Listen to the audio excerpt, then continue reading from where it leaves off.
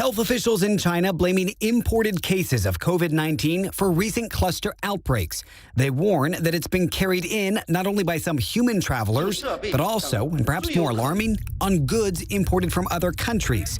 As CNN saw firsthand, it has sparked immediate changes in the handling of international cargo that now enter China. You'll notice the crew members behind me are in full PPE from head to toe. We have been told strictly not to go within a certain distance of them, and we've also been told not to touch any of the cargo.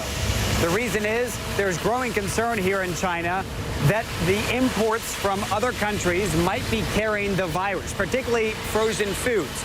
And so those who are handling that cargo as it's coming in or going out now have to undergo these new measures. While both the World Health Organization and the U.S. CDC insist there is no evidence that people can contract COVID-19 from food or food packaging, Chinese media is airing images of the strict precautions now being taken. Food transport trucks sprayed down with disinfectant, frozen seafood like shrimp and salmon, along with the surfaces of all types of packaging, all frequently tested for COVID-19. This is one of the cold chambers here in the cargo wing of Shenzhen International Airport. Now, the concern with the frozen foods has gotten so sensitive that if I were to walk in just like this, I'd have to do 2 weeks of quarantine as soon as I walked out. Full bodysuits now required for those working in these facilities. China's Ministry of Transport warning that before and after transporting the cold chain products, one should disinfect the used transportation means and body parts that may have touched the containers. Chinese health officials believe recent confirmed coronavirus cases might have been caused by contaminated imported goods. Last month, 2 Shanghai airport cargo handlers tested positive for COVID-19. In September, 2 dock workers in Qingdao handling imported frozen seafood also contracted the virus. And back in June, a massive Beijing market shut down. State media reported more than 300 people tested positive.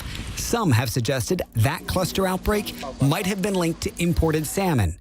Health experts say COVID-19 is tough enough to last for long periods on surfaces, but they warn this is not the most common way by which COVID-19 spreads.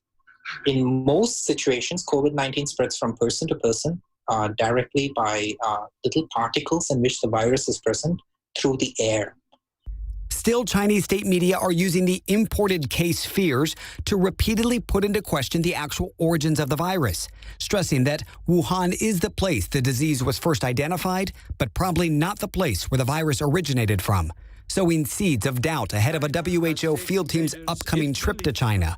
They will investigate the origins of COVID-19 as China works to keep new cases of the virus from seeping in through its borders.